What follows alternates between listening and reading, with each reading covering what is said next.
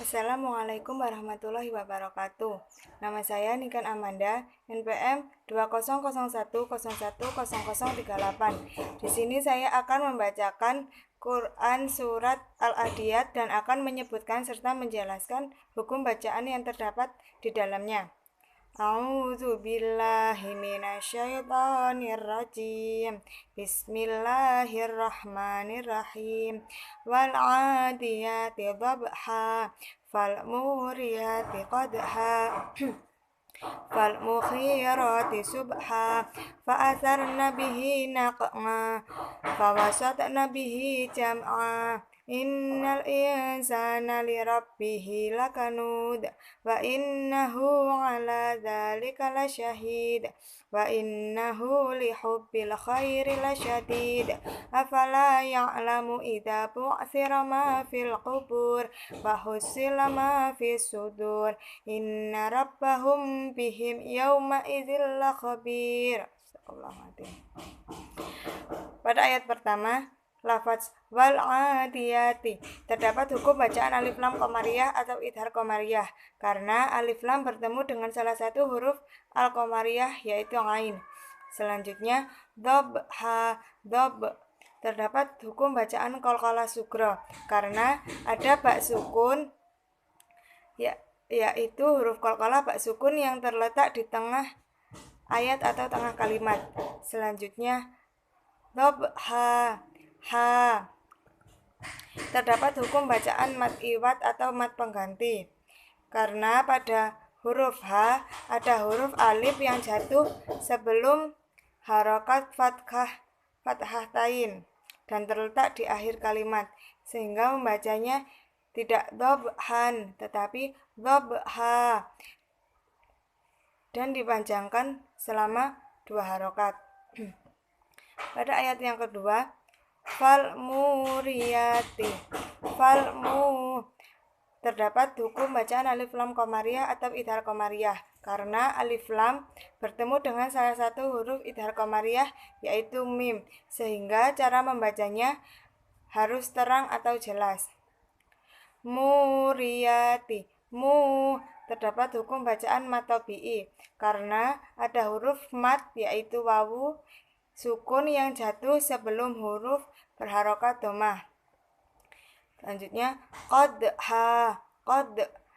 ada hukum bacaan qalqalah sugra karena huruf qalqalah yaitu dal sukun terletak di tengah ayat atau tengah kalimat sehingga cara membacanya harus dipantulkan secara tipis.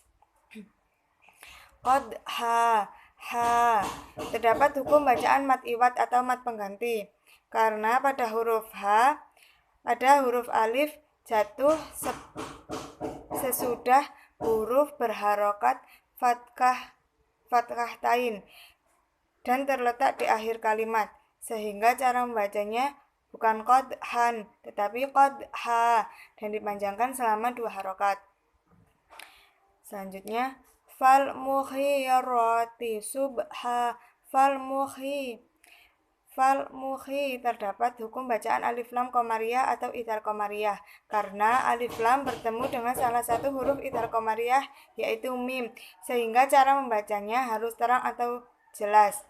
Mukhi terdapat hukum bacaan mad tabi'i karena ada huruf mad yaitu ya sukun yang jatuh sesudah huruf berharokat kasroh.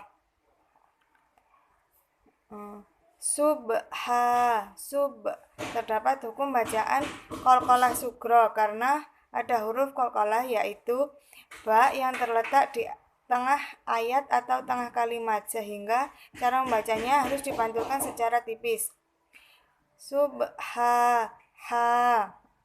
Terdapat hukum bacaan mad iwad atau mad pengganti karena pada huruf H ada huruf alif yang jatuh sesudah huruf berharokat fathah tain yang terletak di akhir kalimat atau akhir ayat sehingga cara membacanya bukan subhan tetapi subha dipanjangkan selama 2 harokat. Selanjutnya fa'asar terdapat hukum bacaan ra tafhim atau ra tebal karena ada huruf ra yang disukun dan sebelumnya ada huruf yang berharokat fathah, sehingga cara membacanya harus ditebalkan atau dengan bibir dimonyongkan. Selanjutnya pada akhir ayat keempat yaitu ada hukum bacaan qalqalah sughra karena ada huruf qalqalah yaitu qaf yang terletak di tengah ayat atau tengah kalimat, sehingga cara membacanya harus dipantulkan secara tipis. Terdapat hukum bacaan mad iwad karena pada huruf ghain ada huruf alif yang jatuh sesudah huruf yang berharokat fathah tain dan terletak di akhir kalimat, sehingga cara membacanya bukan naq'an tetapi naq'a, dipanjangkan selama 2 harokat. Ayat yang kelima, fawasatna terdapat hukum bacaan qalqalah sughra karena ada huruf qalqalah yaitu ta yang terletak di tengah ayat atau tengah kalimat, sehingga cara membacanya harus dipantulkan secara tipis. Selanjutnya, jam'a terdapat hukum bacaan idhar qamariyah. Terdapat hukum bacaan idhar syafawi karena ada huruf mim sukun bertemu dengan semua huruf hijaiyah selain mim dan ba yaitu ghain, sehingga cara membacanya harus jelas. Selanjutnya, jam'a terdapat hukum bacaan mad iwad karena pada huruf ain ada huruf alif yang jatuh sesudah huruf berharokat fathah tain dan terletak di akhir kalimat atau akhir ayat, sehingga cara membacanya bukan jam'an tetapi jam'a, dipanjangkan selama 2 harokat. Inna terdapat hukum bacaan ghunah karena ada nun yang bertasjid, sehingga cara membacanya harus ditekan atau didengungkan. Inna. Selanjutnya, innal insana terdapat hukum bacaan alif lam qamariyah karena alif lam bertemu dengan salah satu huruf alif lam qamariyah yaitu sin. Selanjutnya, insana terdapat hukum bacaan ifa hakiki karena nun sukun bertemu dengan salah satu huruf ifa hakiki yaitu sin. Sana terdapat hukum bacaan mad tabi'i karena ada huruf alif yang jatuh sesudah huruf berharokat fathah. Lakanud terdapat hukum bacaan qalqalah kubra karena ada huruf qalqalah yaitu dal yang terletak di akhir ayat atau akhir kalimat, sehingga harus dipantulkan secara tebal. Lakanud. Ayat yang ketujuh, wa innahu ala dzalika lasyahid. Terdapat hukum bacaan mad tabi'i karena ada huruf ya sukun yang jatuh sebelum huruf berharokat kasroh.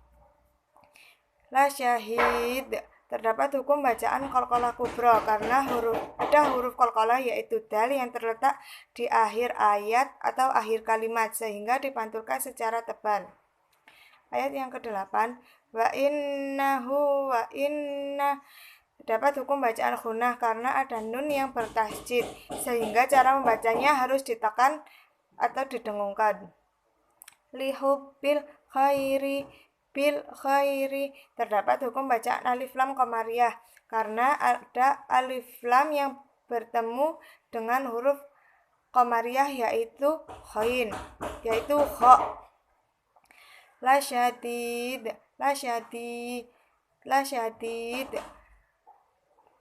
terdapat hukum bacaan mad tabi'i karena ada huruf mad yaitu ya yang jatuh sesudah huruf berharokat kasrah. Lasyadid terdapat hukum bacaan qalqalah kubra karena ada huruf qalqalah yaitu dal yang terletak di akhir ayat atau akhir kalimat, sehingga cara membacanya harus dipantulkan secara tebal. Afala ya'lamu. Afala. Terdapat hukum bacaan mad tabi'i karena ada huruf mat yaitu alif yang jatuh sesudah huruf berharokat fathah. Idza bu'thira. Idza terdapat hukum bacaan mad tabi'i karena ada huruf alif yang jatuh sesudah huruf berharokat kasrah. Ma fil qubur. Ma terdapat hukum bacaan mad tabi'i karena ada huruf alif yang jatuh sesudah huruf berharokat fathah. Fil qubur.